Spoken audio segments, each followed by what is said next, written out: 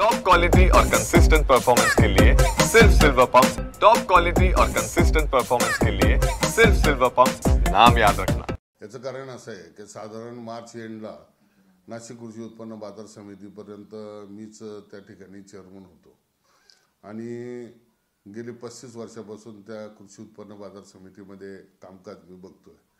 परंतु 2 वर्षापूर्वी ह्या नाशिक कृषी उत्पन्न बाजार समिती इलेक्शन झालं आणि मोठ्या प्रमाणामध्ये मतदारांनी माझा पॅनल त्या ठिकाणी निवडून दिला। परंतु आता त्या ठिकाणी सध्याचे चेअरमन बसलेले आणि काही त्यांनी काही संचालकांना मोठ्या प्रमाणामध्ये अमाऊंट दिली आणि सगळे संचालक त्यांनी फोडले आणि माझ्यावर अविश्वास आणला। पण अविश्वास आणल्यानंतर त्या ठिकाणी चेअरमन त्या चुंबळेताई झाल्या आणि ज्या पद्धतीने संस्था चालवत आहे की 35 वर्ष माझा जीव त्या संस्थेमध्ये घातलेला आहे। ही संस्थेचं वार्षिक उत्पन्न 15 लाख रुपये होतं आणि आज उत्पन्न ते मी 2 कोटी महिन्याला 2 कोटी 30 लाख रुपयापर्यंत नेलं। आणि अशी परिस्थिती असताना आपण जर बघितलं का एप्रिल महिन्यामध्ये साधारण मी मागच्या 23-24 मध्ये 2 कोटी 30 लाख रुपये उत्पन्न होतं आणि ह्या 24-25 मध्ये एप्रिल महिन्यामध्ये एकाच महिन्यामध्ये ते डायरेक्ट 1 कोटी 90 लाखावर आलं। म्हणजे 40 लाख रुपयाने उत्पन्न कमी झालेलं आहे। आणि म्हणून ही संस्था अशा पद्धतीने चालवली तर ही संस्था बंद पडायला वेळ लागणार नाही का। जशी जिल्हा बँकेमध्ये गेल्या 5 वर्षामध्ये बॉडी बदलली आणि 5 वर्षात हे जिल्हा बँकेचं वाटोळं झालं आणि सामान्य शेतकरी अडचणीत आला, तशीच ह्या मार्केट कमिटीची परिस्थिती झाल्याशिवाय राहणार नाही। आणि म्हणून माननीय पणन मंत्री माननीय रावल साहेब यांना पत्र दिलं की तुम्ही ही संस्था ताबडतोब तुम्ही बरखास्त करा। का त्याचं कारण काय आहे की अशा पद्धतीने जर संस्था चालवायला लागली तर ही संस्था ताबडतोब बंद पडेल। तुम्ही जर बघितलं का मी शेतकऱ्यांसाठी त्या ठिकाणी जुन्या टपऱ्या हे ते सगळं तोडून मोकळे केले का शेतकऱ्यांना माल लावण्यासाठी जागा पाहिजे। त्या जागा सुद्धा त्या ठिकाणी शिल्लक राहिल्या नाही का। तिकडं हॉटेल असेल काय काय जो पैसे देईल त्याला चालू केलेलं आहे।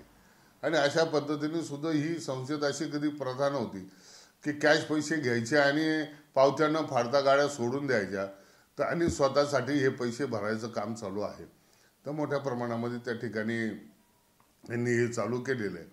आता परवाच असं मला समजलं की 3 कर्मचारी अनुभव तत्वावर लावले आणि कुठलीही परमिशन शासनाची घेतलेली नाही आणि त्या संदर्भामध्ये माननीय पणन मंत्री रावल साहेबांकडे हिअरिंग चालू आहे हे त्या ठिकाणी बसत नाही म्हणून।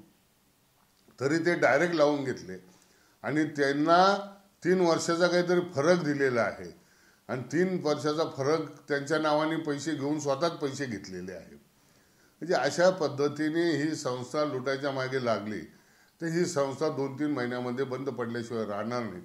म्हणून माझी आपल्या मार्फत माननीय पणन मंत्री मुख्यमंत्र्यांना विनंती आहे की संस्था तात्काळ बरखास्त करावी आणि ह्या संस्थेचं विभाजन करावं का पेटवाल्यांना तिकडं पेटला देण्यात यावं, त्र्यंबकेश्वरला त्र्यंबकला देण्यात यावं आणि नाशिक तालुक्यात सेपरेट मार्केट कमिटी ठेवावी की 35 वर्ष मला सगळ्या मतदारांनी माझ्यावर विश्वास ठेवून कायमस्वरूपी माझ्यावर विश्वास ठेवल्यामुळेच आजपर्यंत ही संस्था इतकी मोठी करू शकलो। पण इतकी मोठी लुटालूट त्या ठिकाणी चालू आहे की ही संस्था ताबडतोब बंद पडेल आणि म्हणून तात्काळ ह्या शेतकऱ्यांचं हित डोळ्यासमोर ठेवून शासनाने तात्काळ कारवाई करणं गरजेचं आहे। भाजपचे संचालक सध्या आहेत आणि आपण मागे आरोप केला होता की गिरीश महाजन मंत्री आहेत त्यांच्यामुळे तुमची सत्ता उलटवण्यात आली। तुम्हाला वाटतंय का रावल साहेब तुम्हाला न्याय देतील? नाही, ज्यावेळेस संस्था जात असेल का रावल साहेब हा वेगळा माणूस आहे आणि रावल साहेब ज्यावेळेस एखादी संस्था बुडत असेल तर ते पक्षाचा जरी असला तरी त्याची कदर करणार नाही की संस्था शेतकऱ्याची महत्वाची आहे आणि त्यांच्याकडे पणन खातं आहे आणि म्हणून ते 100% न्यायकार बीजेपीचे फक्त 2च जण आहे आणि ते बीजेपीत जाऊन अजून त्याला 2-3 महिने सुद्धा झालेले नाहीये। आत्ताच ते बीजेपीमध्ये गेलेले आहे आणि फक्त 2च आहे, नवरा आणि बायको। बाकी एकही माणूस त्या बीजेपीमध्ये संचालक म्हणून त्या ठिकाणी नाहीये आणि म्हणून अशा पद्धतीने संस्था चालवणं ही योग्य नाही।